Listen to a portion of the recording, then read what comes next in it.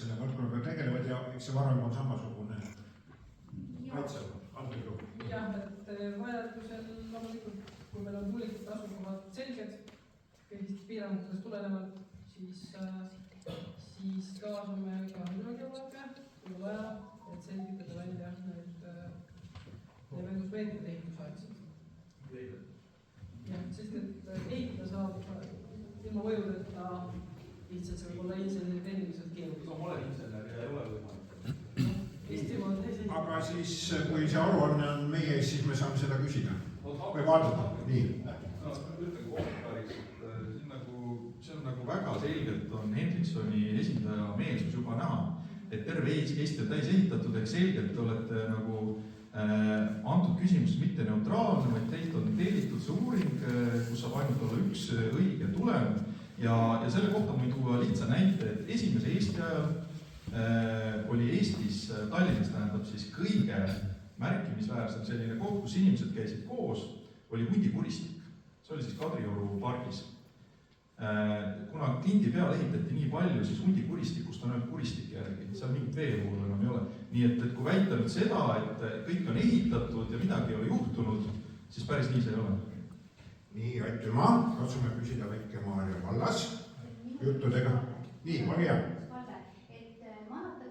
Ekraanile selle planeeringuala teine, mitte see, mida näidati, vaid näiteks see, mis on valla kodulehel niimoodi reklaamina tänase ürituse lõpuks. Ei, mitte seda ma soovin. Ma soovin teist. Näiteks Väike-Maarja valla kodulehel. Natuke läheb aega, et seda ei ole ettekandes lihtsalt, et see leida. Nii pole küsimustega edasi tulnud tagasi, kui see pilt on leidnud. Nii, ole hea. Tutvustage ja siis küsige. Marek Kõldu olen kohalik elanik siin. Et ma tänan siin eeskõnele prouvat tagahäidused, eile tõesti, kes teab asjadest, mina nii tark ei ole nende seesoonti küsimustes ja muudest, aga natuke talupealmõistus mul on. Ja kui ma võtan lahti ükskõik millise kaardi rakenduse Keskkonnaameti või PRIA või Maa-ameti oma, võtan lahti kitsendused. Ja võtan siis see kitsendused Tuulala kahe kohta. Siis ütleme niivis, et isegi minu lihtne mõistus saab aru, et seal on selline loodus ja keskkond, seal ei ole kohta, kus enne võib-olla astunud idee. Kui mina võib-olla tahaksin omale onni ehitamisluba, siis vajab mulle see antaks. Aga tuulikutel nagu vist teeme KSA-d, et ma olen seda küsinud, et kas nagu üldse on mõtted siukse jama peale raha raisata.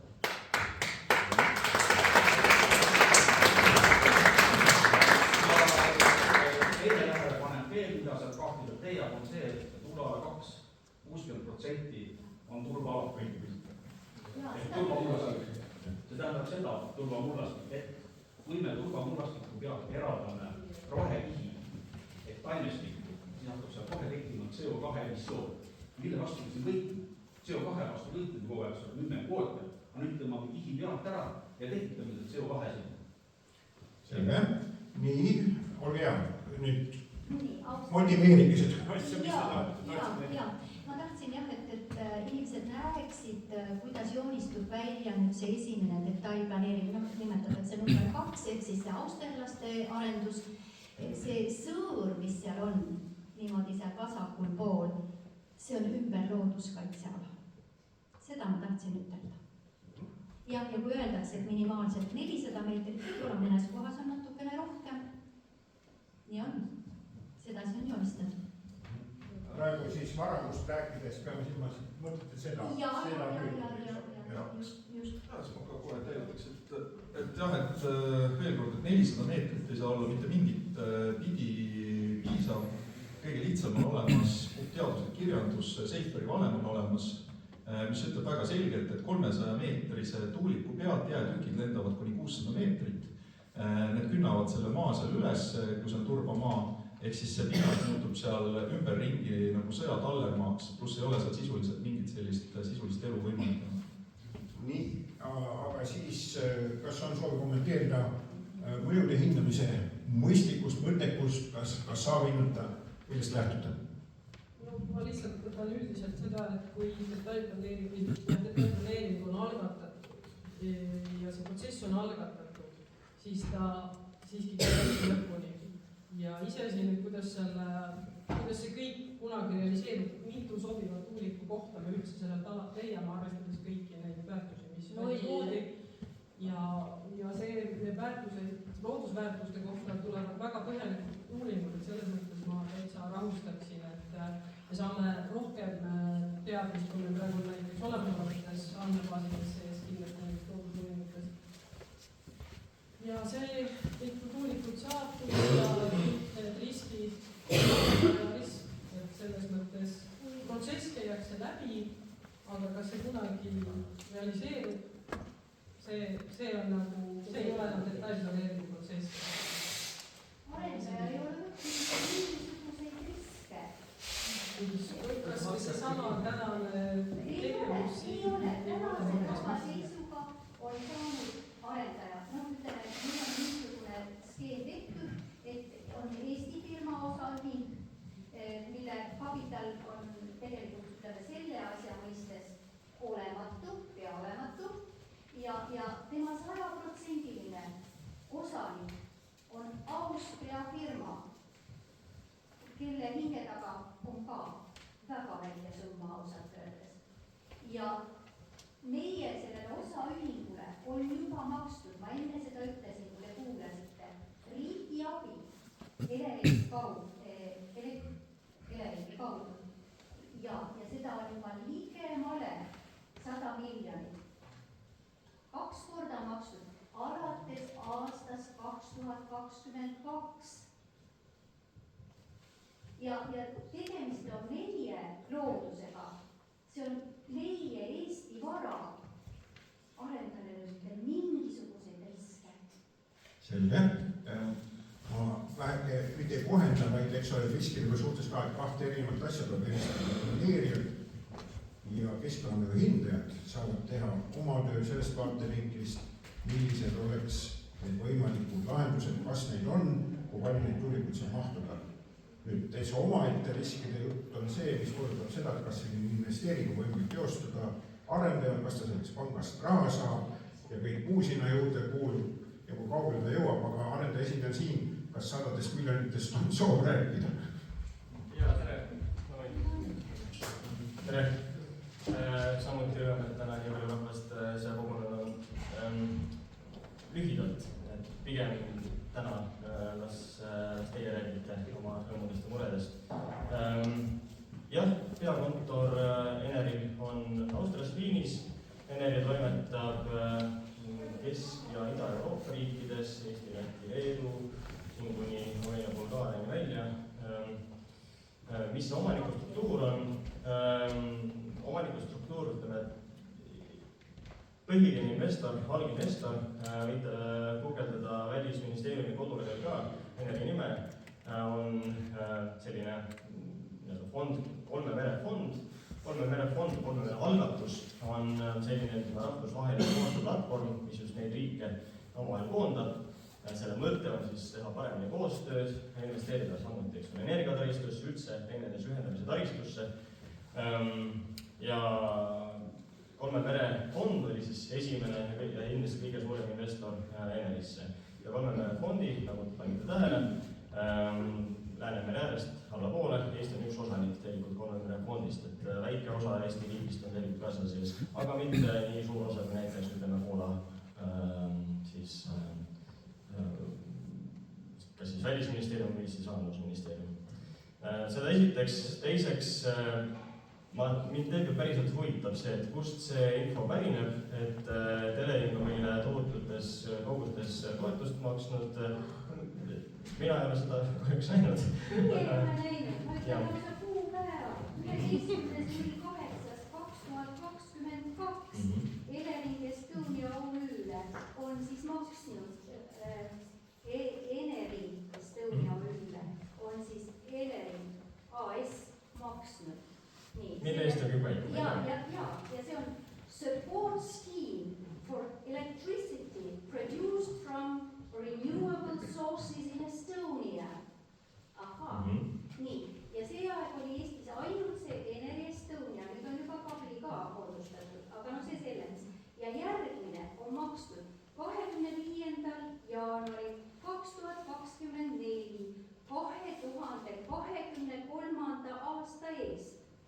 mille eest see maks tehtud on? täpselt seesama asi, nii et täpselt seesama elektrienergia tootmise eest, taastuva elektrienergia tootmise eest. kui see asi oleks nii lihtne. Nii, aga see on lihtne ja ma tean, kus see raha praegu ka on, kus ta kasvab. Jaa, minu käes ka ei ole, aga ma selgitan jah tõesti, et taastuvenergia toetus on, ütleme, ta on Eestis olnud, ütleme, äkki 15+ aastat on selline asi nagu taastuvenergia toetus olnud. Kunagi maksti, see suunatud on konkreetselt kõigile, kes taastuvenergiat tol hetkel tootsid. Alguses oli see väga, ütleme, helde, iga kilovatt-tund andis konkreetse sellise koguse. Ühest megavatt-tunnist 53,7 eurot. Et näiteks kui teie ütlesite, et teil on päikesepark, siis see on täpselt, see on see taastuvenergia toetuseks. Kas ta selgitab, olge hea. Eneri Estonia OÜ-le makstud, ma sellest räägin. Just, aga mille eest, seda ma ei oska öelda. Meie, just, et meie jah, meil on tootmisvarad on Rummu päikesepargis, kus on sellel aastal, eelmisel aastal paigaldatud ka akupark ja Järsi külas, mõlemad on Harjumaal, samamoodi seal on akupark üles, et selle eest Rummus ei ole sentigi taastuvenergia toetust meie veel pälvinud. Järsi külas see nõuete kohasus saavutati eelmisel aastal. Raha on tulnud päikeseparkide tootmise eest, on vastus, on niimoodi. Sada päriselt ei oska kommenteerida, et mina räägin sellest, et kuidas, millised maksud Elering meile teinud on. Ma olen Eleringile rohkem maksnud sellepärast, et ma olen ka palunud. Ta raiskab aega lihtsalt asja. Jätame, ma näen teid, seal taga on proua, kellel oli käsi püsti, olge hea, tutvustage ennast, küsige küsimus. Ma näiteks üks küsimus, no 2 küsimust tegelikult, et kelle maadel need tuulepargid siis rajatakse, et kes on omanikeks, et kes annavad nagu load ja kes isiklikud vastutavad siis teiste kinnisvara kas siis langemise, hävingu või looduse või tervise eest, kes isiklikult vastutab, et mitte ühtegi osaühingut, vaid kes isiklikult vastutab. Nii, kõigepealt siis küsimus sellest, kellele kuulub maa, siis tuulealal 2. Ma võin vastata ka arendajatest, aga võib-olla siin maaomanik on ka saalis, et enamjaolt arendaja ise ei ole maaomanik, mõnel puhul see võib niimoodi olla, aga tihtipeale sõlmitakse lihtsalt hoonestusõiguse leping. Aga need maaomanik on erinevad. Aga kas need on avalik info kuskile? See peaks olema kinnistusraamatust välja võetud, jah. Aga siit tekibki küsimus on see, et Ootame, läbi järjekorras ilusasti. Nii, ja teine küsimus oli siis vastutusest, eks. Nii, on siit lisada midagi? Kes vastutab kinnisvara hinna muutuse eest? Ütleme, ausalt öeldes, ma ei oska öelda, millises suunas või kas kinnisvara hind muutub. Kinnisvara hinda mõjutab igas asukohas väga erinevad asjaolud. Tuulepark võib mõjutada seda, eks ole. Me teame, et kinnisvara hind on te kütate siit üles elanikkonna. Palun käige ausalt. see on ümber 25%. Jaa, ma olen näinud ka uuringuid, kus umbes sellist suurusjärku mainitakse, kas 20%. Jah, sellepärast, muuhulgas sellepärast ka riik lõi sellise kõik teadnud, selle tuuleenergia siis tuulikutasu, eks ole, et kompenseerida mingisuguseid osasid sellest kinnisvara hinna muutumisest. Me oleme läinud natukene kaugemale, me oleme läinud kaugemale näiteks Lüganuse vallas, aga me täna töötame välja sellist kohalikku toetuspaketti ka Väike-Maarja vallas, kus me oleme liikumas sinna suunas, et ta ei vasta küsimusele. Ta räägib nõus 50 eurost, et inimene küsis, kes vastutab tervisepöörde kinnisvara hinna muutuse eest. Vastate sellele küsimusele. Me tahame tegelikult, mis küsimuse mõte on see, et kas on võimalik, kui see asi siin jõustub, ma saan aru, et siin nagu on ikkagi igasugused argumente tuuakse välja paberi peal ja ilma, et kui nüüd inimesed kannatavad kahju, loodus kannatab kahju, et siis paberi peale kinni nagu vormistada see, et kui tekib kahju, kes vastutab, kes on nõus siis kas need kinnistud siis kompenseerima, kellel on loomad või mingi loodusega seotud tegevus või tervis, et kes vastutab selle, kes selle kahju korvab? Väga hea küsimus tegelikult, et minu meelest on hea, et meil on selline protsess olemas nagu mõju hindamise protsess, kus väga hästi sõnastati, et hinnatakse olulist mõju, eks ole, aga ütleme, me ei saa lõpuks jõuda sinnani, et mis mõju tuulepargil detailideni on. Ja keegi võib tõesti tulla ja öelda, et näed, tuulepark mõjutas just seda, aga kas me saame seda tuvastada? Seda on väga keeruline tuvastada.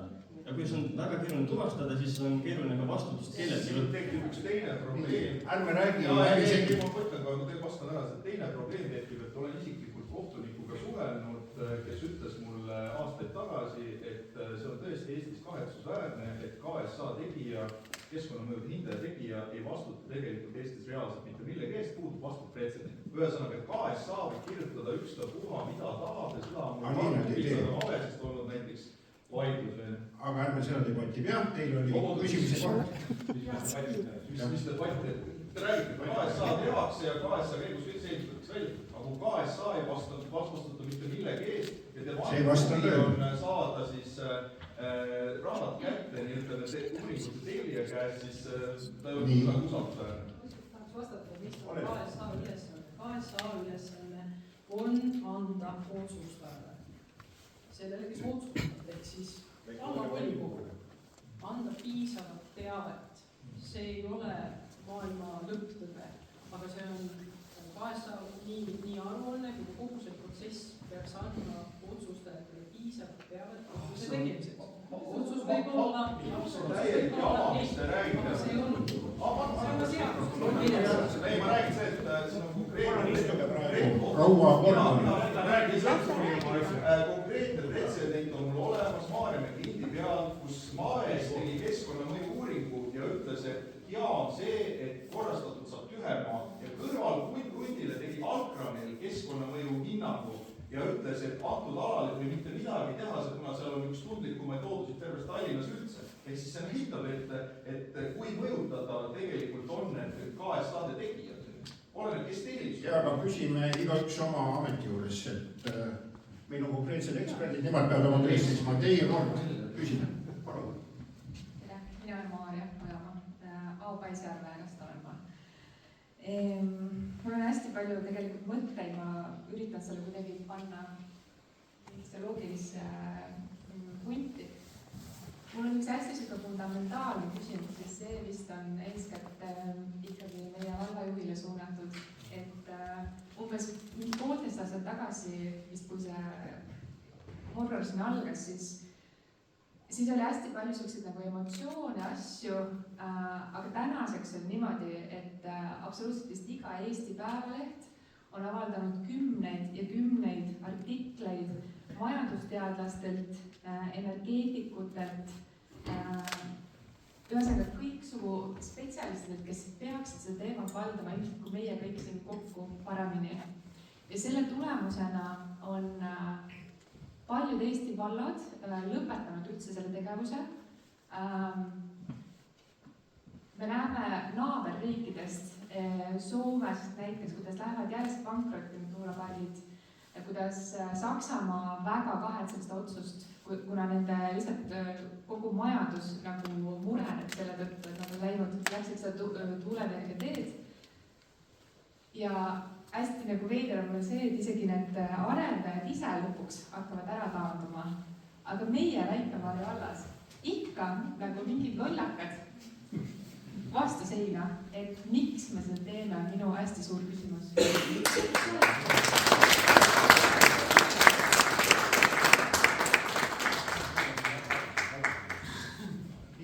Valanem saab vastata. Ja, aitäh, et ega mu vastused ei ole muutunud, need samad küsimused, mis te olite paar aastat tagasi, täpselt sarnased. Kui me võtsime vastu üldplaneeringu, arutasime läbi kaasaja võimalused ka taastuvenergiaks kaasa rääkida. siis ongi üldplaneering on see. Täna tutvustame teile siin vabatahtlikult detailplaneeringu lähteseisukohti ja keskkonnamõju hinnang, strateegilist hinnangut. Ja kõrval istub volikogu liige, kes jõudis volikoguks saanud sellepärast, ma olen tulikud vastu. Et Väike-Maarja vallas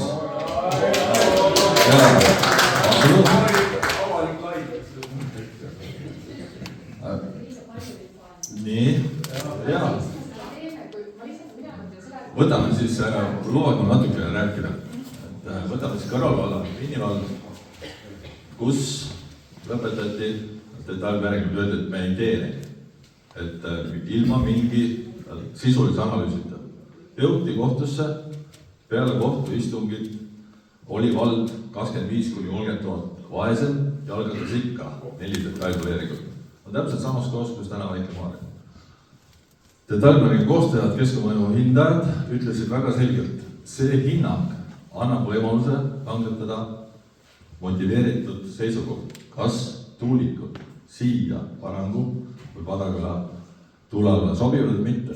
Ilma neid seisukohti teadmata, ilma spetsialisti kaasata, me ei saa öelda, ei võida.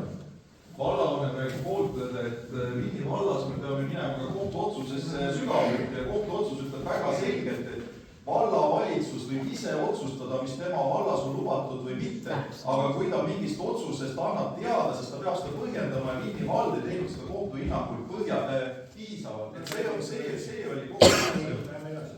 Nii, aga fakt on see, et Vinni vald kaotas ja Väike-Maarja vallavolikogu, kes nüüd sügisel sai mandaadi, on ka selgelt öeldud. Me anname selge signaali, mida me detailplaneeringutega edasi teeme. Et te näete, ka siin tuuleala 2 on oluliselt väiksem kui üldplaneeringus.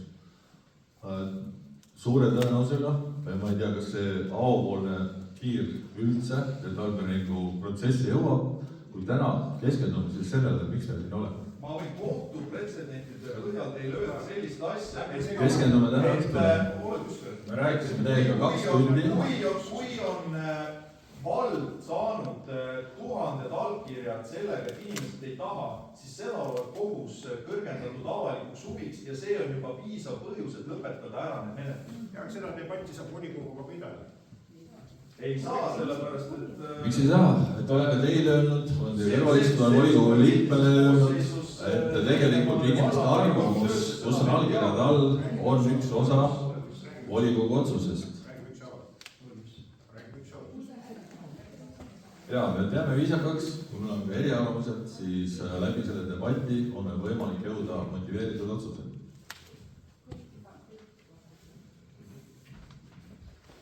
Nii, soovite vastata küsimusele, siis saate edasi. Minu meelest Maarja, Eesti pidi, torkas väga hästi õigele küsimusele minu jaoks, sest et ma päriselt arvan, et ma ei ole halb inimene. Mina olen siia, mitte nüüd konkreetselt siia kohta, aga sellesse valdkonda jõudnud ka mingisuguste enda tõdemuste tõttu. Oma hariduse, oma kogemuse ja kõige muu krooniks, ütleme siis niimoodi. Olen ka isegi keskkonna, siis kui sina olid keskkonnaminister, ma olin keskkonnaühenduses, tegelesin üsna aktiivselt omast arvust, muuhulgas ka energeetika valdkonnaga, Eesti Roheline Liikumine, MTÜ Eesti Roheline Liikumine. Aga minu jaoks sai üsna selgeks, olles ka TTÜ-s magistritasemel energeetika valdkonnas ennast täiendanud, et see on oluline valdkond, kus ise panustada, kus ise igapäevaselt juurde õppida, sest see on meeletult põnev valdkond, see on iga päev muutumises valdkond, see on selline valdkond, kus tööpõld on lai igas mõttes. Ja jah, tõele vastab tõdemus, et tuuleenergia ei ole ideaalne energiaallikus, ütleme siis niimoodi, ideaalselt pole olemas. Alati on mingisugune kombinatsioon erinevatest energialiikidest, mis komplektis panustab kõige paremini, ütleme siis, ühiskonna vajadustele, mis tahes need vajadused siis tol hetkel on. Aga tuuleenergia on üks oluline komponent, eriti sellises kohas, kus tuuleenergiat kui ressurssi on. Igal pool ei ole sellist tuuleenergia ressurssi, mõnel pool on mingid muud ressursid, mis on odavamalt kättesaadavad, ütleme niimoodi, ja nõuavad mingisugust geoloogilist või liiga geograafilist eesodumust. Et mina ütleks, et Eesti tingimustes, jah, tuuleenergia ei kata kõik meie soovid, eks ole, aga nagu ütles ka, mis oli TalTech, Eesti Pank ja keegi kolmas komponent oli selles uuringus veel juures, et mis on see kõige optimaalsem ka tarbija hinna mõttes, et jällegi toetusi ei maksta, eks ole, nii palju. See on umbes juhitamatu, ehk siis tuul ja päike siin on mõeldud, et nende kahe energialiigi osakaal energialiigsis või siis sellises portfellis peaks olema kuskil 70-80%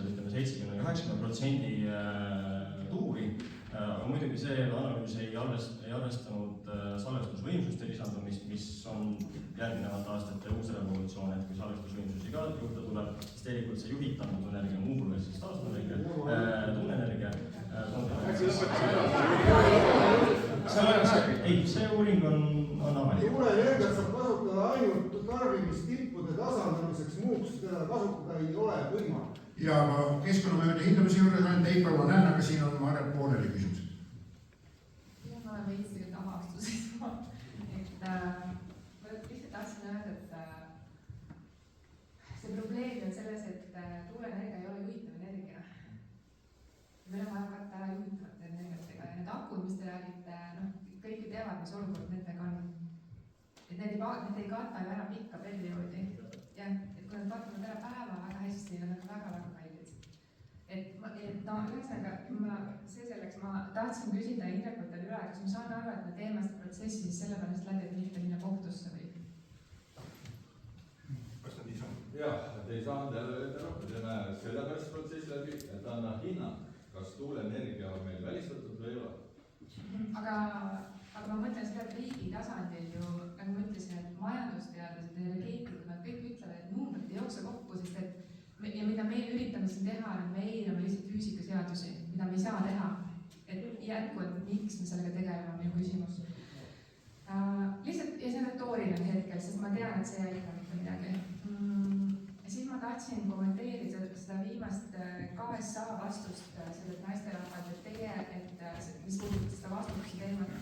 See vastutuse teema on minu arust ka üks kõige olulisem asi siin selles projektis üldse, sest et ma olen alustanud nimetanud, et siin on see, et mitte keegi ei vastuta, mitte keegi vastuta.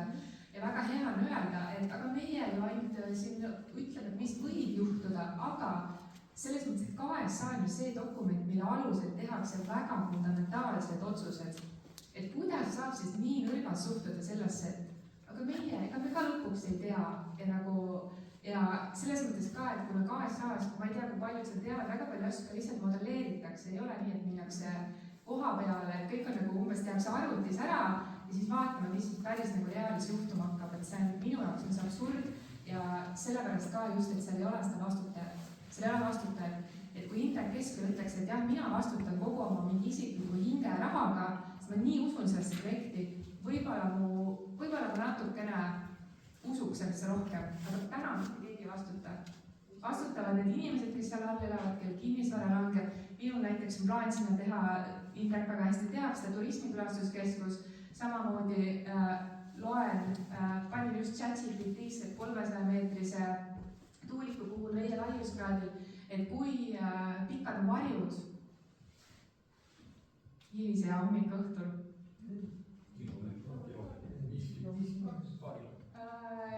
Näitas kuni 2700 ja sealt teeb üle. Et nagu, ja et kas nagu kujutada ette seda, et mingi asi sähib sul lihtsalt kogu aeg niimoodi ja siis öelda, et see ei mõjuta tervist. Et see ei ole reaalne, aga nagu mul on veel ka üks suurem küsimus, et kui me neid asju siin täna tõstatame, kuhu need jõuavad? Et miks me teeme selle, kuhu need päriselt jõuavad? Ja kes otsustab, millised nendest asjadest jõuavad ja millised ei jõua? Katsun teil vastata. Nii. Ma ei tea, kui ma päris kõigile oskan, ma võtan varjustusega lihtsalt. Meil kindlasti tuleb, see on üks väga oluline mõju hindamise osa. valitsuse modelleerimine. See on parim, mida teha saab enne katsetamist. Aga selle jaoks on täiesti aktuaalsed programmid, mis võtavad arvesse maastiku paigutussuunda erinevatel aastaaegadel ja võib-olla natukene hindab isegi üle seda varjude pikkust just selles mõttes, et eks ju haljastus ka mõjutab, aga et nii nagu varasemates töödeski, nii ka siin viiakse kindlasti läbi varjutuse modelleerimine. See ei ole ChatGPT modelleerimine, see on täiesti tunnustatud programmi tegelikult modelleerimine. Mis saab sisendist? kui pikad need varjud siis minu mudelid käib maksimaalselt? Kindlasti tuleb, ma ei hakka teile praegu midagi ütlema, sellepärast et see sõltub tuuliku asukohast. Tuuliku asukoht mängitaksegi nüüd läbi, kõigepealt vaadatakse, eks ju, need asjad, mis uuringutest tulevad, need piirangud, mis me saame teada, mis on kindlasti välistavad. Olid siin, eks ju, need kriteeriumid algatamisotsuses, lisanduvatest uuringutest tuleb nii-öelda punased alad, kuhu kindlasti ei saa tuulikut planeerida. Ja kui need alad on nüüd käes, et kuhu, ütleme, loodusuuringutest ja muudest elamute paiknemisest ja sellest põhimõtteliselt saaks paigutada, siis hakkabki müraspetsialist või tähendab müra ja varjutuse spetsialist hakkab läbi mängima neid kohti. Et kui nüüd siia panna tuulik, siis kuidas oleks müra levikuga või kuidas on varjutuse levikuga. Ja see vaadataksegi üle, et nii jõuab elamuteni, järelikult siia ei saa paigutada. See on selline pidev protsess, teie näete lõpuks seda valmis aruannet, aga tegelikult taga on hästi palju selliseid läbimängitud stsenaariume, kus siis on püütud leida see. Kui see varjutus seal päriselt on, siis ka selles modelleerimises välja peab tulema ja peab seal aruandes näha olema. Aga siis ma tegelikult küsin, kus see sama vastutuse koht, kui modelleeritud välja super, looks väga ilus, ma enam neil vaatan seda arvuti pilti, aga kui inimesel midagi läheb nihu ja reaalsus on teine, siis jälle see küsimus, kes vastutab. Ja see on fundamentaalne küsimus, et saadid üle ainult, ma ei oska seda osaliselt näiteks loodusuuringute näite tuua, et meil on siin erinevates planeerimisprotsessides, kus siis, kui me protsessi alustame, me teame, et olukord on selline ja paari aasta pärast, 3 aasta pärast loodus muutub kogu aeg ja nagu ütelda, et nüüd kas see oli selle arenduse pärast või mingite muude koosmõjud, tavaliselt need koosmõjud või kogu need asjaolud, neid on nii palju. Ja seda muudab praegu, et pärast ei saa veel üldse öelda, siis ütleb, aga kust te võtate, et see mingisugune asi just sellest oli. Seda ei saa üldse pärast öelda. Aga tagajärjega on keegi tegelema, see on nagu tagajärjega peab tegelema.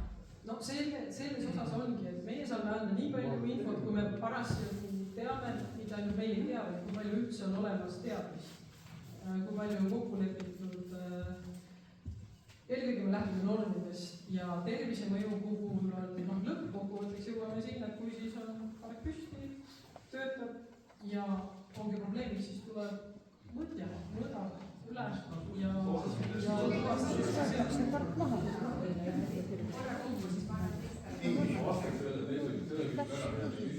ja siis võtame kokku ja vahepeal mikrofon ja siis on see proua tema kord.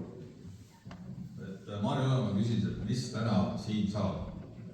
Tegelikult on täna see koosolek, kus me küsime ka teilt sisendit. Me oleme kokku pannud keskkonnamõju hinnangu, programmi ja detailne lähteseisukohad. Palun aidake meil veel sinna panna asju, kui on seal nagu midagi puudu, et need eksperdid annaks meile kõikidele küsimustele vastused. Et see on tänase õhtu mõte ja palun saatke nad valitsus@v-maarja.ee. Ehk siis need, mis me täna räägime, need ei ole puudu, me peame kirjalikult saatma. Nii, jah, okei, väga hea. Ja ma lihtsalt võtan seda, et kui ma nagu alustan sellest fundamentaalne küsimus, et miks me seda üldse teeme, et siis minu arust on see nagu nii absurd, et mingi hetk me siis tegeleme nende tagajärgedega ja see mõju nende tuulikute ehitamisel ilmselt on väga suur, et mina isiklikult kaalun seda, et ma siis kolin äkki linna tagasi, sest ma ei taha elada sellises kohas, kus mul mingi asi lehvib pea kohal, rääkimata loodusest ja nii edasi, et minu jaoks, mis on nagu absurd, on see, et loodusteadlased ütlevad ja füüsikud ütlevad, et see projekt on by default on täiesti mõttetu, sest et numbrid ei tule kokku lihtsalt, sest füüsikaseadus ei tööta nii. Arvud ei tule kokku, Excelime kokku, me ikkagi teeme ja pärast siis tegeleme tagajärgedega ja kuigi tegelikult võiks olla lihtsalt see, et nagu kuulaks inimesi, kes päriselt nagu matsu jagavad ja teeks nende järgi, et äkki oleks see resultaat parem. Kogu aeg räägitakse normidest. proua Kordan.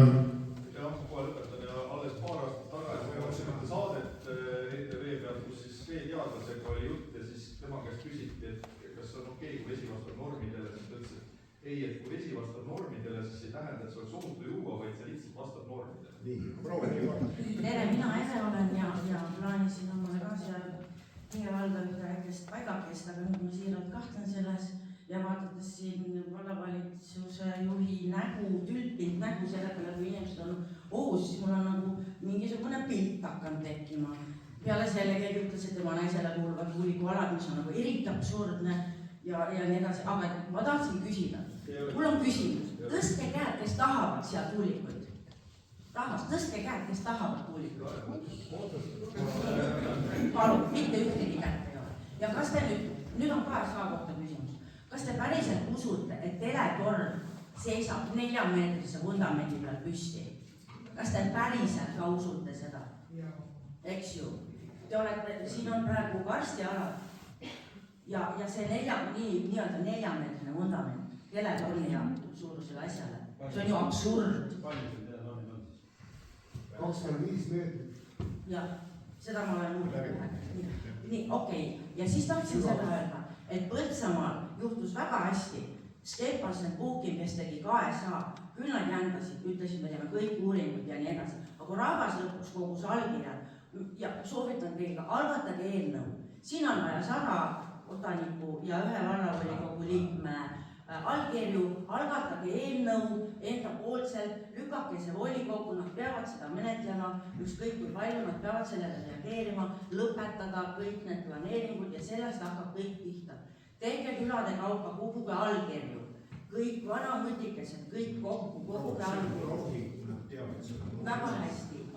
Ja meie Stepansen Puhkin, tänu sellele, et me andsime paremate juristide kätte kogu selle asja arutuse, taandasid ennast, lõpetasid Põltsamaa vallaga lepingu, sest tuli välja, et see on täis vale.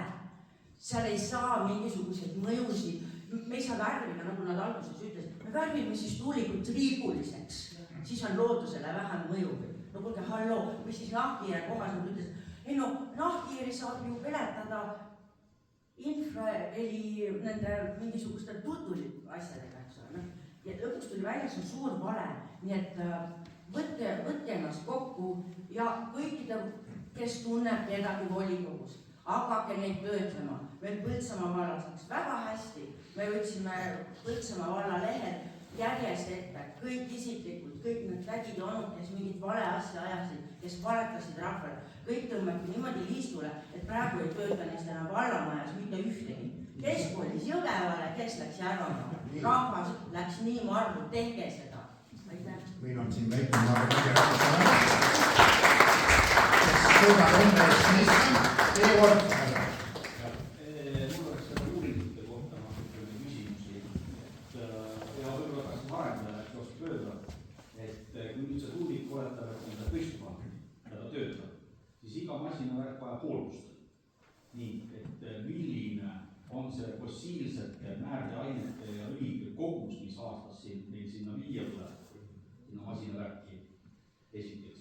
Kas neid labasi mingitel külmahetkel tuleb millegagi pritsida, et nad ei jäätuks? Nii, millega pritsitakse? Kuhu see vedelik läheb? Me oleme nitraaditulnud kalad, see teate, mis on nitraaditulnud kalad, mis ta on? Mitte see, et me kalame nitraate, vaid see tähendab seda, et meie pinnas, et muld on kõike läbi lasknud. Muld ei dikteeri mitte midagi, mis see mulla peal läheb. Kõik läheb otse põhjal ette. Kõik see keegi nagu peale. Nii. Kaks küsimust. Ja see planeeringute kohta ta tagasi küsida, et kas siis see, kes need uuringuid teeb, kas tema arvestab näiteks selle riikliga, et üks tuulik hakkab seal lektima, õli tuleb meil sinna keskkonda, betoonplatsi peale valdub laiali loodusesse ja millist looduskatastroofist on, kui selline õnnetus tekib. Kas see arvestab sellist? Ja kas te kaasate sinna uuringutesse näiteks sellist mullateaduse professorist Eesti Maaülikoolist nagu Alar Astrover, kes teeb teile pildiga selgeks, mis on see, kui te rikute meie mullastikku ära ja elu kaevab ringi seal? nii, alustame. ja minu sõnadega tuulik oli hea hoiatav näide, see, mis ümber kukkus, et mis võib juhtuda siis, kui sa kasutad esiteks second või siis isegi third hand, ma täpselt ei tea, second hand kasutatud tuulikut ja see, kas ja kui tihti sa hooldad oma vara, on ka ääretult oluline komponent. Meie kavatseme enda vara hooldada, sealhulgas ütleme, mida lähemal on hooldusbrigaad, seda parem. Selles mõttes, et mida kiiremini mingisugune asja hooldus saab, seda parem, seetõttu tihtipeale kasutatakse, muidugi suuremad brigaadid võivad ka kaugemalt tulla, aga selline kiire hooldusbrigaad peab olema võrdlemisi lähedal, paarkümmend kilomeetrit on hea. no seal olid ka insenerid. Ma arvan, et see oli natukene teine ajastu tegelikult tänapäeval, aga tänapäeval on, ma arvan, et see valdkond on juba nii palju arenenud, et ma kujutan ette, et kui Hendrikson 10 aastat tagasi oleks seda sama tööd teinud, siis võib-olla see oleks läinud, et need failid oleksid mitte nii mahukad. Sõna on päästnud. Küsimus on, palju oli siit ühes generaatoris? Liitreid on üsna palju, ma peast ei mäleta, see on lihtne. Need tonnides ja neid vahetatakse mitu korda aastas. Neid vahetatakse üsna nii tihti kui vaja on, ütleme niimoodi, et see hooldustsükkel on vahetatakse siis, kui tuulepargi operaator ja ma saan aru, selge. Aga teine küsimus oli seoses nende jäätumistega, eks ole, ja pritsamistega. Tänapäeval need modernsemad tuulikud, neid isegi enam ei pritsita, vaid neil on neid tingimusi, kus tuulik jäätub. Näiteks see viimane talv. Eestis neid nii palju ei olnud, Soomes neid oli. Sul peavad olema väga spetsiifilised ikkagi atmosfääri olud, et sul see tekiks. See on üsna harv juhus, esiteks. Teiseks varustatakse selliste ütleme, soojendusseadmetega. Tegelikult sa sulatad tegelikult selle jääsest alati. Kohta juba öeldi, et soojendamine on kallim kui tuuliku käes käigus hoidmises. Soojendamine on kallis, just, aga see ei tee seda väga tihti. See on see oluline asi. Nii, me läheme järjekorras, kas on miski? Nii, kuulame ära. Proua jutu jätkuks allkirjade kogumisest oli juttu ja mina siin rääkisin oma arvamusest ja tegin oma ettepanekud ja mul on enda arvamuse ja ettepanekute järgi jäetud vabad. Saab allkirja anda? Ja saate allkirja anda, ma panen sinna akna laua peale koos pastakaga, minu enda allkirja on siin juba ees. Klaar, kõik said aru? Ja siis vastus, et miks me seda teeme, see on meie valitsuse energiapoliitika, sellepärast me seda kõike teeme. Ja kui uudistes öeldakse, et Lääneranna vallale on makstud 50, mis seal oli, eks ole, 1000 eurot, pole suur summa, aga see läks ametnikele preemiateks. See oli üldine uudis, autoga sõitan, kuulen. Aru saada, teie lehed on seal akna roobel, teie kord. Allkirjad või nimed ka, kuidas seal, ainult allkirjad või nimed ka. No nimi allkiri. Teie kord. Siiski minu poolt, et mina olen siis volikogu liige, kes vallavanem arvates sai volikokku tuuliku võitluse tõttu. Mina arvan, et minu poolt hääletasid just need, kes soovisid valda muutust ja elanikkonna eest arvestamist.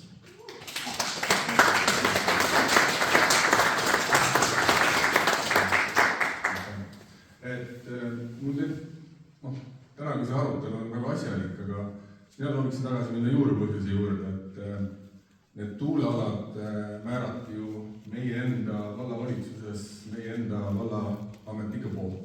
Ja mul küsimus vallavanemale, et palun selgitage, millele tuginedes teie määrasite vallavalitsuses selle tuuleala, millistele uuringutele, millisele ettevaatusprintsiibile teie just määrasite selle. Ja teine küsimus on see, et kui te selle tuuleala määrasite, kas te küsisite ka sinna piirkonda ja Väike-Maarja valla elanikkonna arvamust?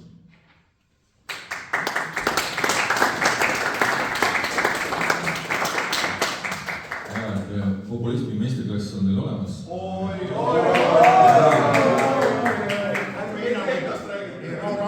Ärme enam rumal. ja, et seisan teie ees, olen nagu üldplaneeringut menetlenud vallavanemana, üldplaneeringu saatnud ka vallavolikogusse vallavanemana, teinud oma ettepanekud. Olen Vallimäega kohtunud, ma arvan, kordi ja kordi tuulikute teemal, olnud eriarvamusel, ma arvan, et meie vestlused neljasilma all või väiksemas grupis on alati väga viisakad, üksteist aktsepteerivad. Et juhul, kui saadakse seda, et vallavalitsus nüüd pani need ja need alad üldplaneeringusse, mitte kellegilt nõusukit või küsinud, siis üldplaneeringu käigus saadeti vähemalt 2000 kirja Väike-Maarja vallasengi, kas te olete selle poolt ja selle vastu.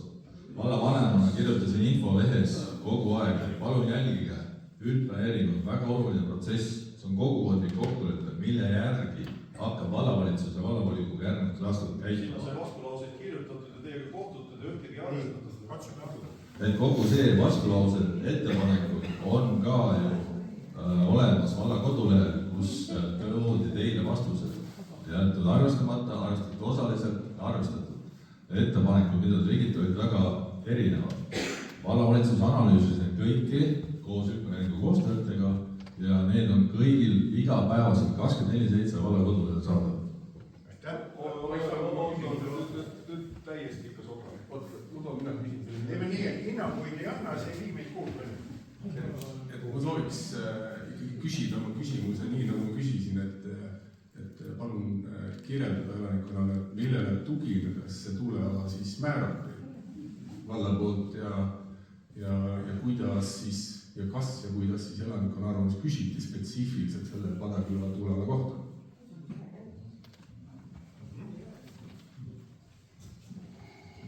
Konkreetselt Padaküla eraldi küsitlust ei tehtud. Valla üldplaneeringus määrati aplaus küsijale, et ma ei pea häbenema siin, et vastan ausalt nii, nagu asjad olid. Et tegelikult, kui ma alustan üldplaneeringut, ka vallavalitsus ja vallavolikogu ei teadnud, millised alad üldse potentsiaalselt võiks arendatud huvi pakkuda. Selleks määrati Väike-Maarja vallas ka 15 tuuleala. Kas nendel alal üldse arendushuvi tekib või ei teki, oli üldplaneeringu vastuvõtmisele veel teadmata. Kohtuti erinevate tuulealadega esindajatega, tuulearendus esindajatega, olid ka teemad, kas näiteks üldplaneeringus panna piirang, et tuulik võib olla 500 meetrit hoonest, 700 meetrit või 1000, siis need olidki meie kogukondlikud kokkulepped koos avalikustamise perioodiga. Tuulealad, et siit siis ka Padaküla, tegelikult on, näete, et on oluliselt väiksemaks jäänud, et kas seda kahte kalkriips üldse nagu arendatakse edasi, täna mina ei tea. Et sealt täiendavate uuringute käigus, mis on teil Talgonikus KSA-ga, võib anda nagu vastuse, et ongi need käpalised või mingi lind, kui te olete musttoonengugi seal näinud näiteks, võib kogu selle äri huvi annuleerida. Kui need uuringud selleks me teemegi, et öelge konkreetselt, kas see meie olukord looduses välistab siia tuulepargi rajamise mitte. Need alad leiti välistamismeetodid, et me teadsime, et teistes kohtades ei ole võimalik tuulikud arendada. Ja jäid järgi 15 ala, mida ka korrigeeriti ja selle järgi siis need alad täna üldplaneeringus on.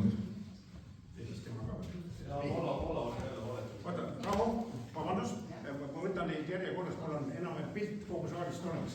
Proua, teie seal taga, olge kohe valmis küsima. Lõpul repliiku tohib praegu. Ja ei, ma tahtsin tänada vallavanemat aususe eest ja avatuse eest, aga kas võiks ka selgitada, millele tuginedes see välistamine tehti, mis siis nagu selle ala just sinna jättis? On selle väga spetsiifiliseks, tegema need välistusasjad on üldplaneeringus kõik välja tulnud, mis olid välistus aluseks. Need põhimõtted, mis siis välistasid selle teised alad räägime, kas siis elanikkonna arvamused ei küsinud, et kas see ei olnud ka üks alge, et minna ja veenduda välistamises ka, et kui elanikkonna vastu, siis seda ei tohiks panna. Ja loomulikult tagantjärgi tarkus, täna homme ajaleht, siis sa tead täpselt, mis sa veed teha. Aga kas täna tagasi vaadates ei peaks seda protsessi tagasi viima ja võtma elanikkonna arvamust arvast, sest üks asi on väga palju nõudeid on keskkonna kohta, aga elanikkonna kohta nagu ei ole seal midagi. Kas vastaks ka, et vastus, siis ma saan aru sealt, kus saab lugeda. Kas saab alustada uuesti hüppeneeringut? Tunnistada, et ma ei nii see proua siin, kes Põltsamaalt oli, Põltsamaa vallavanem, kes proovis ka mõistlikult, et eriplaneeringut nagu läbi viia, on täna meie naaber olla Jõgeva vallavanem. Tema valiti sinna, et saab suurem palka, kui mina saan. Nii et Põltsamaal see suur tema vastane asi vista nagu õigele kohale. Kuid kas ta alustada uuesti? See on vallavolikogu otsus, kas hüppeneering uuesti lahti jääb või mitte. Minu arust detailplaneering annab ikkagi ka vastuse palju konkreetsemalt. Et need teemad saab siis maha ja saab nendega edasi. Järjest palun. Proua sealt tagant teie kord, siis tuleb teie kord. Siis kui ma liigelegi on teie kord ja siis on teie kord. Pane hea.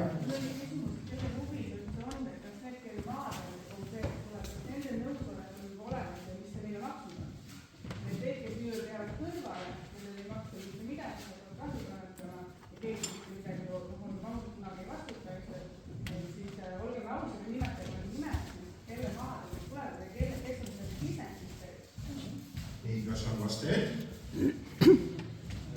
Ausalt öeldes peast ma ei oska lõplikku nimistut ette mulistada, et seda võib kinnistusraamatust ärge vaadata küll.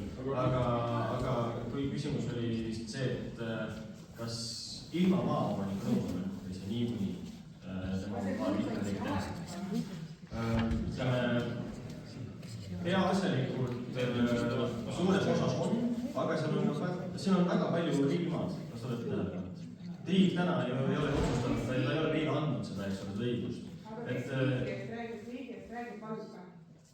Riigi eest maavaldaja on siis kas näiteks RMK, mõnel puhul ka Maru, ehk siis ma pean, aga peaasjalikult ikkagi RMK. Mida RMK teeb, on siin viimased aasta aega teinud, nüüd teine oksjoniring tuleb aprillikuus, et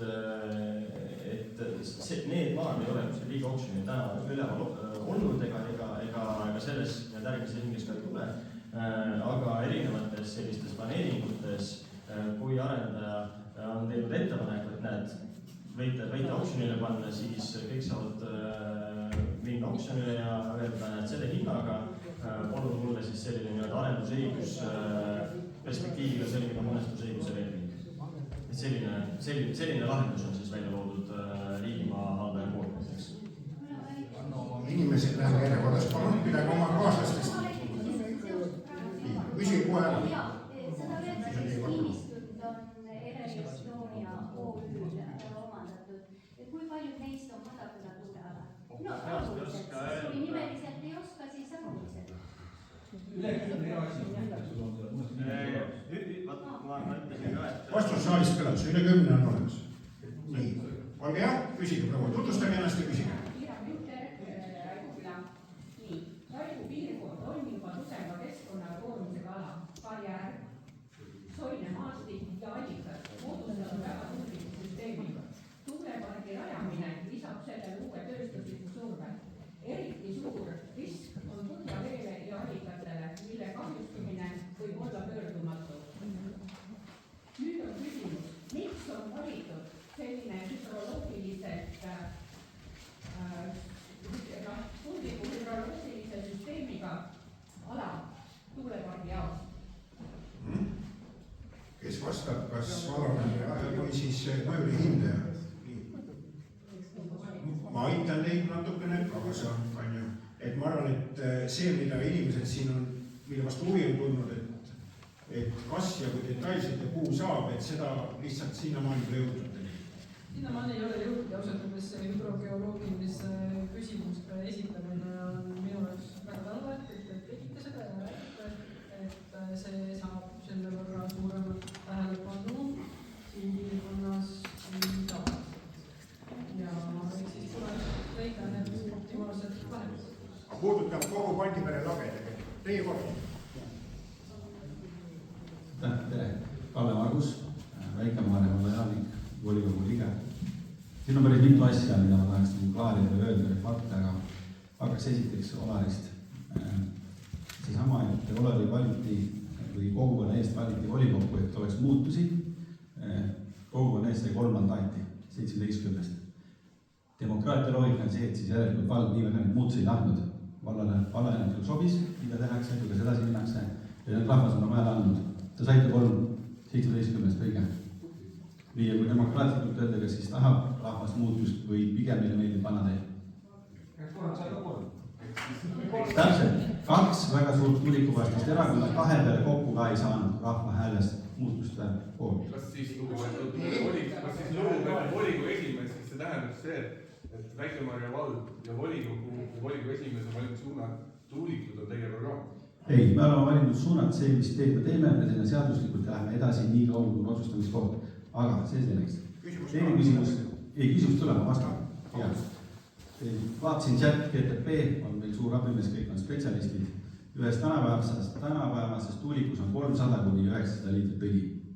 Tavalises teravilja kompainis on 300 pluss. See on jama, no, chat ütles, nagu neid tagasi elamuses ütleb.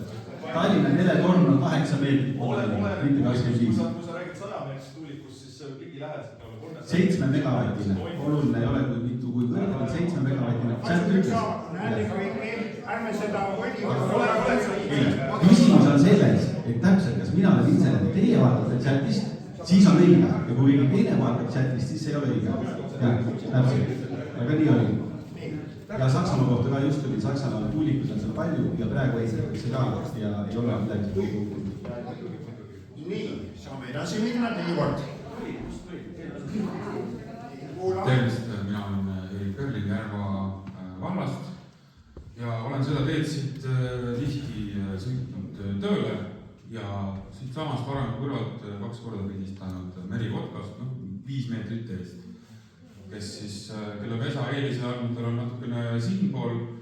Siin on meil neid ringid ja on siis konnakotkad, erinevad kaitsealused liigid. Praegu käib Tartu Ülikoolis suur konverents, kus Keskkonnaamet on ka arendajate suunas natukene tuld andma hakanud ja ornitoologid ütlevad, et me ei saa mitte mingil juhul neid MLA-sid, maastiku linnu analüüse nagu kitsendada või vähem arvestada. Aga omalt poolt ma aasta aega tagasi saatsin Väike-Maarja vallale oma ettepanekud esimeses järgus koos siis oma esitluse ja viidetega, mitte siis lihtsalt faktidega, aga nende teadustööd, neid oli üle 30, igaüks neist ütles ühel või teisel moel, kuidas see asi ei ole ohutu ei keskkonnale ega inimeste tervisele. Ja kui te ütlete, et me ei suuda seda negatiivset mõju ära nagu kindlasti öelda, et see tuleb tuulikust, siis on teadlased, kes seda suudavad. Samuti on teadlased, kes on modelleerinud seda, kuidas praegune müra modelleerimise programm Nord 2000 Windprol on siis kõvasti alahindamas seda, kui kaugele infraheli levib. Ja praegu, kui me vaatame, kui palju minu ettepanekutest oli arvestatud selles kaasas, mis siin on, siis selle müra osa kohta oli see ikkagi väga marginaalne, alla 20 hertsi praktiliselt infraheli mõju tervisele täna on kas või minu vallale saadetud punktide alusel ei saa öelda, et meil ei ole seda mõju.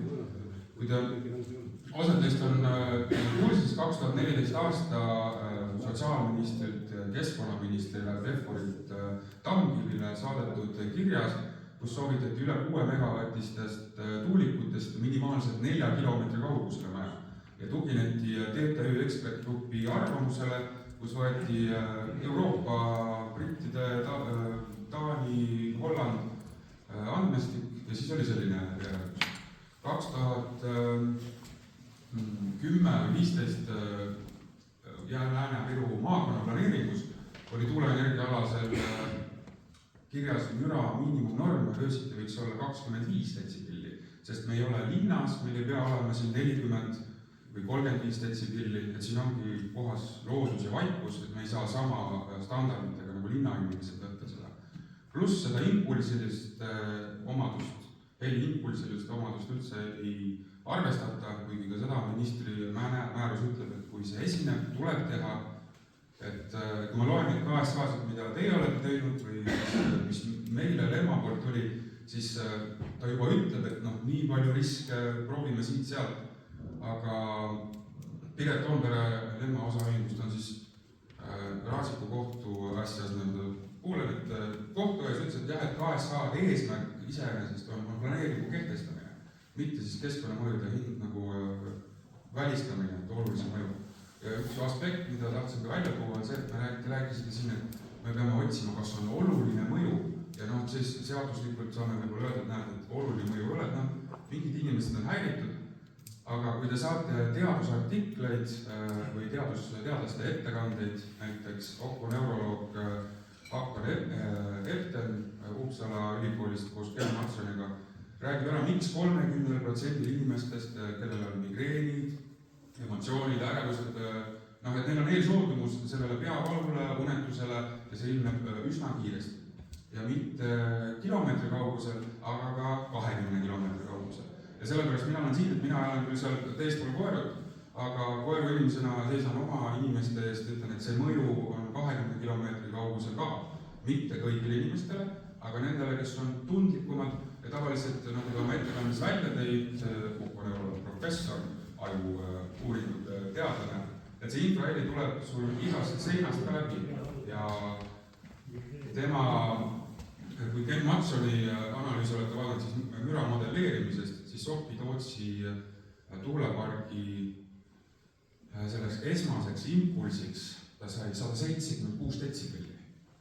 Et ta kasutab täiesti teist, ta ütleb, see Nord 2000 alahindab väga oluliselt ja kui müra modelleerid, saad aru, et esimene punkt, kui tugev impulss see tuleb, määrab ära, kui kaugele, mis detsibelliga see mõju ulatub.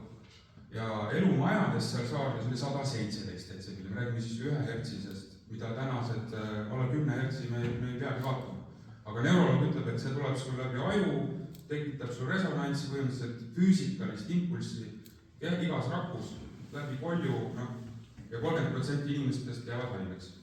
Ja Saarde uuringus on ka üle 30% inimestest öelnud, et ühel või teisel moel neil on kas unehäired peale selle tuulikupargi starti. Ja üle 22 inimese on seal Terviseametisse pöördunud. Hästi korra võin täiendada. No. Et ma tahtsin seda protsenti, et miks mõnedele inimestele mõjub ja miks mõned ütlevad, et midagi ei tunne. See tegelikult kattub on ühesõnaga üks psühholoog Elaine Aron, kes on uurinud sellist asja nagu ülitundlikkus. Ta teeb seda täiesti teaduslikul meetodil ja tema väide on see, et umbes 20% inimestest ongi ülitundlikud, kellest 5% omakorda on veel väga ülitundlikud. Ja mulle tundub, et see number kattub tegelikult see ülitundlik tähendab seda, et sa võtad siis keskkonnast rohkem nii-öelda signaale vastu, mis iganes need signaalid siis on. Ja mulle lihtsalt on endale tundunud, et see võib kattuda selle sama numbriga, et miks osad ei tunne midagi, ütlevad, et ei ole ju, aga siis on mingid inimesed, kes ütlevad, et ma ei saa elada siin. Ja sealt ilmselt see vahe tuleb sisse. Jah, et põhimõtteliselt, kui sul on peavalud ja inimesed ütlevad, sa ei oska võib-olla nagu seostada, arst ei ole ka õpetatud diagnoosida seda. Aga kui te ei taha uskuda neid, kes ükshaaval suudavad ära tõestada, et kas siis südame-veresoonkonna haigused või isegi liiklusmüra, kas sul on suuremad müokardiidiriskid, 3-4 korda, et müra mõjutab inimest. Et seda me nagu ei pea vaidlema. Aga võtke siis sellised analüüsid, mis näitavad inimeste käitumist, et kui Belgia ühes uurimuses 60 inimest küsitleti, kes tuulikupargi lähedal elasid, siis neist 31 olid juba ära kolinud ja 28 otsis võimalust kolimiseks. Ehk siis ja vaata, inimesed on üle maailma ütlemas, et see on raske, meil on Eestiski neid inimesi, kes peavad logi, mõõdavad vererõhku iga päev, päevikut, tuult ja rõhku, üritavad ära tõestada, et no ma tõesti ei saa magada, sõidan kaugemale ja saan nagu normaalselt olla. Et me ei saa nagu isegi, kui te saate enamuse nagu nõusseks, siis te ei saa vähemusest üle sõita, kui me räägime rahva tervisest. Et sellepärast see infraheli on koht, millega me ei saa ettevaatuspõhimõtte kohaselt mitte kuidagi üle sõita inimestest. Kohalikud on vastu, allkirju on, teadus on ja te lihtsalt ütlete, et ei arvesta, et me paneme vallalehele kirja, et saime küll need, aga oma kaalutlusotsusega siis panete meie kõiki elu ohtu. Kuulake nagu kohalikke inimesi, kes ütlevad, et meil kõik loodus on ohus. Vaadake, et ühtegi inimest saalist ei taha neid tuulikuid, välja arvatud need, kes on mingil kasusaajad. Ja siis tagatuks veel see, et kes siis selle põhiraha tasku paneb, on välismaalased. see on mustvalge füüsika, et mida madalam on hilisagedus, seda kaugemale ta levib, maalased suhtlevad Nii. 10 kilomeetri kaugusel. me läheme edasi. Jätame vahele selle debatti, kui palju on kombaini mootoris või käigukastis õli, kui palju on tuulikus õli. Fakt on see, et seda on sadades liitrites on ju, et see võib praegu edasi ei vii. Avariide siis olemusolul peab kohe saa sinna. Teie kogu härra seal ära. Võib-olla saaks planeerida vastata ja ma selle müra teema peal, see jutt kõlas väga hirmsasti ja ma tahaks juba mitmendat korda öelda, et saalist tuleb ka, et me loeme neid uuringuid. Tundub, et me loeme natuke erinevaid uuringuid ja see on okei. Aga nüüd ma väga loodan, et selle protsessi käigus praegu on müra teemal on kiired arengud.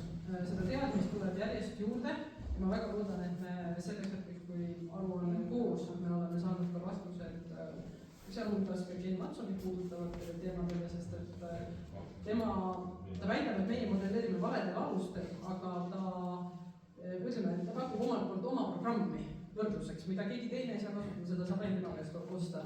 Ja seal ta ei võrdle ka ühegi normiga, et ta lihtsalt joonistab neid oma erinevate sagedustega ringe, jah, need tuleks ka modelleerimisprogrammides sama suured, aga ta ei näita, kuidas see näiteks normidega vastavuses. Norm ei tähenda, et see oleks ohutu.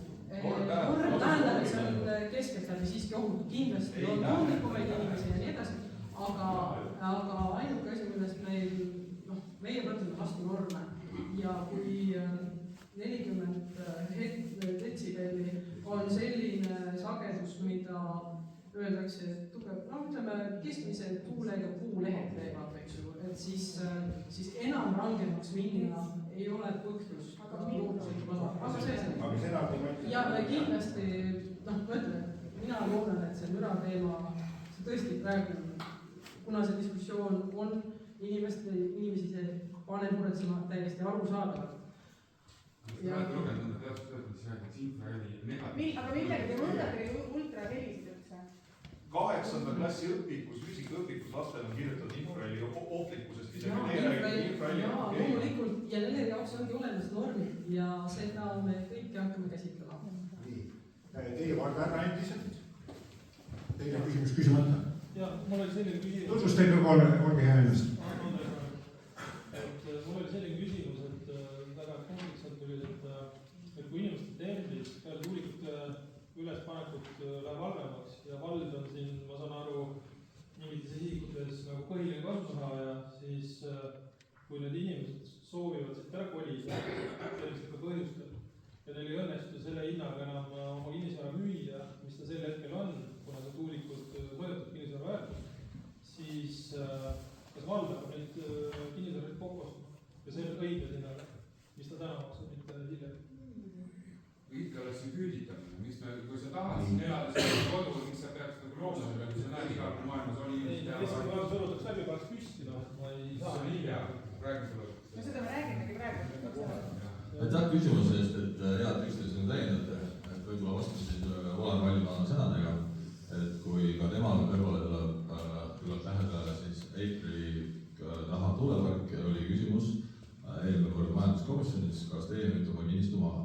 Et ta kolib ise ära, et kui kinnistu hind on nagu hästi madal, et kas te siis nagu müüte ära, et Väike-Maarja valde võib-olla tuleb siis pere, kes ei ole nii ülitundlik, ostab selle tootse kinnistu ära, saab korralikult tuulikutasu, ütles, et ei saa seda ei. Et aga küsimus on jumala õigustatud, et selles suhtes ongi see, ka siin ja analüüsiga sees kinnis, ütleme siis, ekspertiisipoolne seisukoht muutus kinnisvarale. Et selle põhjal saame siis pärast vaielda, kui see valmis saab, kas see tehtud õigetel alustel või mitte. Vastus see, et kas Väike-Maarja vald hakkab üles ostma kinnistuid. Ma arvan, et ei, see on ju nagu ebamõistlik. Aga kas, kui nüüd kinnisvara peaks nagu kasvama, juhul kui tuulik tulemustasu näiteks 5300 eurot aastas ühele perele ja see hoopis suurendab ja mõjus ei ole, et kas siis see pere hoopis seda 5300 kingib nagu valla. Palju see ravimite peale läheb? Ja, et ma soovitan tõesti Põhja-Pärnumaal ja ka siin mitme isikuga olen käinud, küsides, kas perearstidel on tulnud kaebusi, et täna väga paljudel inimestel võivad pead valutada. Need võtaks samm-sammult. Täna õhtul oleme siin, palun andke ka meile nõu, mida veel keskkonnamõju hinnangu programmi panna või teete öelda mingi lähtuse seisukohta, et me saaks kõikide nende vastused, mida te täna siin küsite. Nii, käsi näen, püüan järjekorras minna, kell on 37, millegi vastu varsti saate õhtusöögile. Teie härra, siis teie noormees ja siis tuleme teie juurde. Nii, katsu mulle kiirelt küsida. Vaatasin selle mõjude hindamise juurde veel tagasi. Ennem oli mul küsimus, kas mõjude hindajad kaasavad sinna inimesi, kes natuke mullast ka midagi teavad ja mullaprotsessidest on see üles kaevatakse. Esimene küsimus. Teine küsimus hindajale on see, et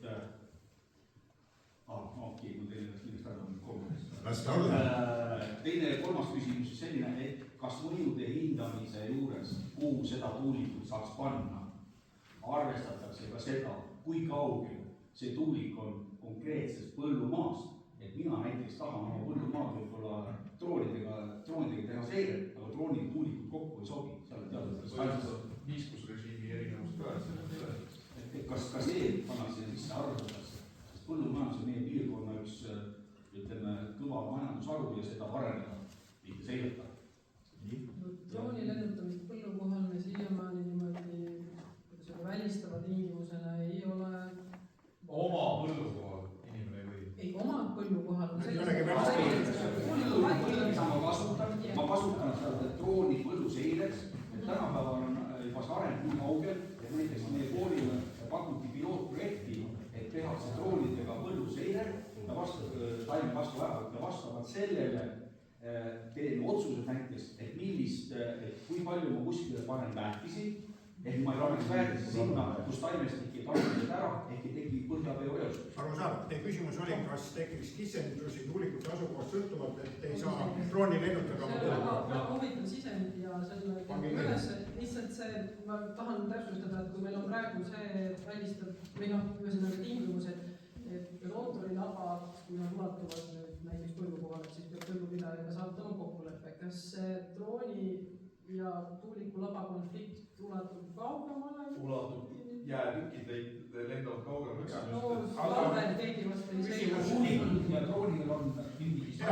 Küsimus on fikseeritud, tuleks aruandes käsitleda. Nii, Noormees, annan teile. Tutvustage ja küsige. Olen juba öeldes formaat ja küsimus oleks see, et mis Eleril on plaanis pärast tuulikute läbikukkumist selle samba või selle betoonalusega teha. Et kas see jäetakse lihtsalt põllu alla või mets pannakse peale? Ja mõtlete, kui eluiga on läbi? Jah. Kas see küsimus oli ühe fundamendist või kõik fundamendist? Siin on kaks lahendust ja oleneb, mida kaasa võib ka siin soovitus on, aga siin võib ka siis kinnistu või maaomanik anda tingimused. Et ütleme, keskkonna seisukohast seda üles kaevanda, seal on ütleme, see keskkonnamõju on isegi suurem, aga kinnistu omanik võib anda ka tingimuse, et palun kaevake üles, sest et mina seda pärast eluiga kinnistu ei taha. Nii et siin on kahte erinevat lahendust. DMV Kliini juhataja Jaanus Kivirand ütles, et neil on paljude maaomanikega juba kokkulepe, kus nendele see võibki jääda, see tuulik sinna maale pärast. See võib olla mõistlik. Tuumus tuulikud ei tea. Seda saab tuulik kokku. Suur hunnik võib tooma, see tuleb sealt kätte.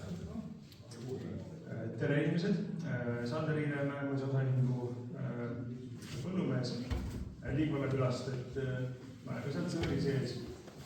Mina otsustasin oma maale tuulikut mitte paigutada. Ja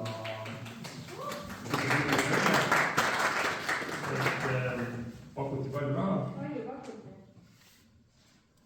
Miks me pole raha? Mis on aasta tuulepark?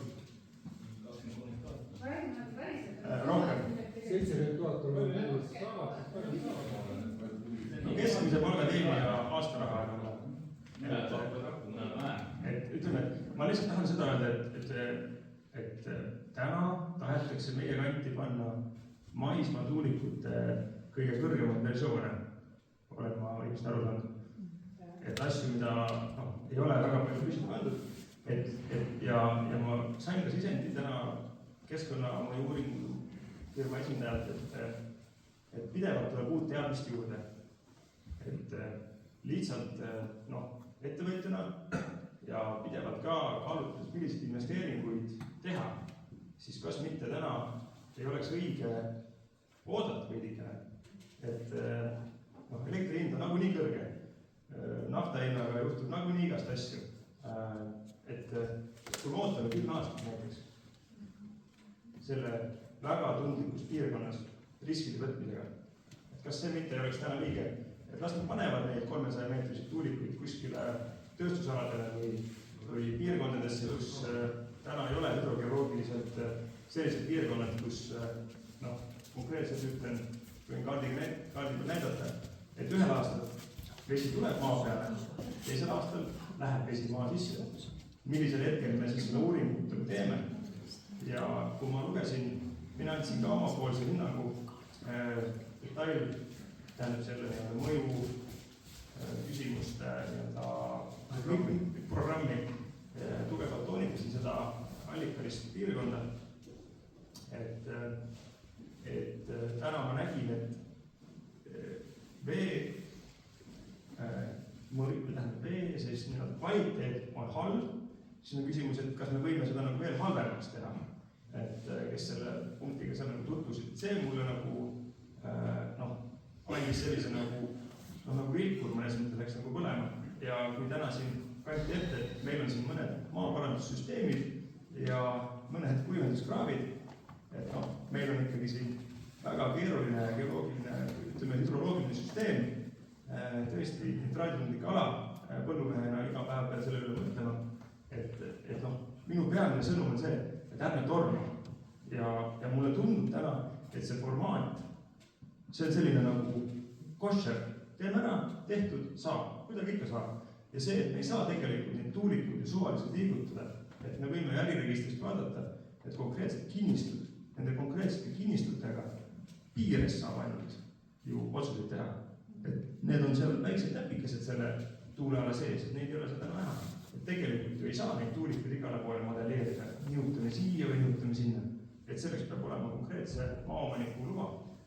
Et minu sõnum oleks, et ärme torma ja ma arvan, et see on selline nagu kõikide osapoolte suhtes õiglane, et täna tõesti tuleb uut infot iga päev juurde, tehisaru areneb igapäevaselt, sealt tuleb lollust, aga sealt tuleb ka sellist infot, mida täna me tõesti ei suuda oma tava-Excelist nagu kokku panna. Et mina sellist kardinaalselt põlvkondadeks jäävat otsust täna kindlasti vastu ei võtaks ja ma siiralt loodan, et iga valla elanik ja valla elaniku poolt valitud siis võimu esindaja väga-väga jõuliselt võtab selle peale. Et minul on siin üle 700 hektari maad ja üle 100 hektari metsa ja rendin ka hulga maad ja püüan panustada sellesse mulda, sellesse keskkonda ja Euroopa Liidu looduse taastamise kava raames hakatakse põllumeestele ette ütlema, et kuhu nad peavad uue metsa istutama. Aga samal ajal seal teisel pool metsa tõmbame suure arteri sisse, et seda 300 meetrist jurakat kohale vedada. Et see nagu ühe jalaga teeme ühte, teise jalaga teeme teist. Et mina ütleks niimoodi, et tark ja torma ja peame neid arutelusid ja toome neid argumente välja, aga minu arvates on täna liiga vara, et nende rohepüüdluste poole õilsalt rindkummis sammuda. Aitäh!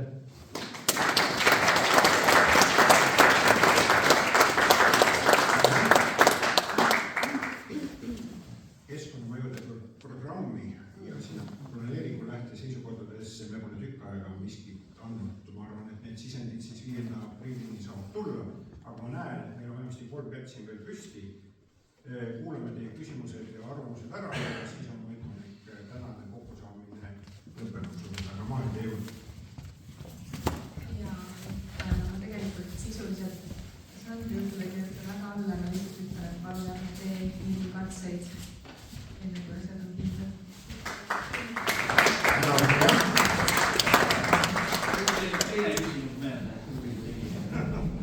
et mida peaks arvestama või kas ta arvestab. nüüd, kui me paneme sinna need tuulikud püsti, me betoneerime iga tuulikut umbes 100 korda 100 meetrit ala ära, me teeme sinna taristud, asjad, ühesõnaga me võtame maha väga olulise koguse metsa, nii Ander ütles, et me teiselt otsast nendest tagasi saama, see selleks, aga sellega me tekitame seda, et me võtame ära metsaelanikelt nende kodu. Kas te arvestate seda, kuhu need loomad siis lähevad, kas need loomad on üle loetud, kas neil jagub seal piisavalt uut kiirelt enamasti elada, et kuida nemad saavad siis toimetama? Ja nemad ei tule mitte ainult minu maja juurde, see metsa jaoks, nemad on väike maja välis. Ja uuring on rohkem linnu ja käsilugaliste suvalisele, aga loomulikult kõiki loodus, no ütleme, kõige paremini mulle katab see rohevõrgustiku teema, loomade lubadele selgumine, et võib-olla RMK alal on see, saaks kuidagi ühildada, et RMK niikuinii metsa raiub ja seal läheb oma plaani järgi. Sinna ei ole taimest kaldes, ei tule betoon, see on suur vahe. Aga jah. Nii, härra teie kord. Ja Viktor ja Tarmo kuulan ünestusega siin seda asja, et kas planeeringu koostajad ja riskide hindajad ei ole nagu taastuvenergia direktiiviga üldse kursis, et taastuvenergia direktiiv, mille alusel üldse see kogu see värk toimib, ütleb ju üheselt, et eelistada tuleb tööstus ja jäätmaid ja loodusesse rajamine on välistatud. Et ma üllatusega kuulasin, et sellest ma ei ole üldse keegi midagi kuulnud, et kas te arvestate ka Euroopa Liidu taastuvenergia direktiivi nõuetega või on need nagu ülelaskmiseks lihtsalt. Ja teiseks siis mulle tuli meelde, et siin Soome projekt Enefit Greenil aktsiaseltsil läks pankrotti ja kogu see Enefit Green läks pankrotti, see seoti siis kokku aktsiaseltsiga Enefit osaühinguks, Enefit alla 2026. 6. jaanuaril, et kõik need 100 miljonit kahjumid jäid siis teie maksta. Lõpu vastus direktiivi kohta.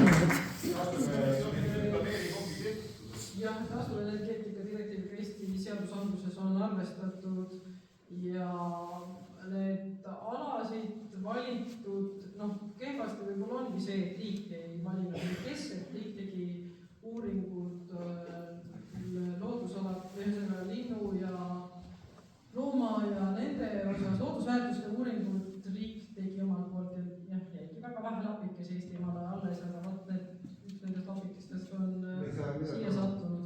Direktiivist oli juttu. Jah, direktiiviga on arvestatud meie tasemel. Me oleme siin üldplaneeritud. Direktiiviga on arvestatud ülevalt alla, miks me üldse EnerPoweri projektidega tegeleme, miks üldse need tuuleplaneeringud on algatatud, need tulevad direktiivist. Aga direktiivi hoolitsesse rajamist. Mitte sellisel puhul, seal on mitmeid erinevaid klausleid. Ja vaadake selles mõttes, et sellisel puhul on üldplaneeridirektiivi vastu võetud sätetega vastuolus, aga ta ei ole, sest et üldplaneeringu on läbi läinud väga mitmest silmapaarist. Samuti ei ole ju üldse kooskõlas see, et ei hakatagi elektrit tootma, vaid ainult vesinikku tootma Saksamaa jaoks, et kõik tõmmatakse lihtsalt nii, tänan teid, et tulite, 5. aprillini on aega, kellel on programmi midagi lisada.